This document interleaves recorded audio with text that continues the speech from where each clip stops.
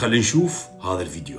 احد من اصدقائك قرايبك انت بظرف طارئ وقاعده تعدلين بالبيت وما ادري شنو، شلت التليفون، صاحبتك صديقتك ممكن حتى قرايبك قالت لك ساره وينك؟ تقول لهم انا موجوده بالبيت، فعرفوا انه بالبيت. اي كل زين، احنا قريبين للبيت، يلا حضري لنا شاي ودا اجي. في حاله شو اسوي؟ هلا بيكم. يعني بكل سهوله اقول لا تجون. مستحيل، هاي بعدني ما يعني مدى اقدر اقول. انا خل اقول لك دكتور صار اجى باب الحوش، قال لي احنا موجودين بباب الحوش. قلت له اهلا وسهلا، انا موجود بالبيت بس ما اقدر استقبل استغفار. انا ما اقدر اتعب زوجتي، ما اقدر ادوس على زوجتي في سبيل انه مثلا ابن خالتي ابن عمتي صديقي يريد يجي.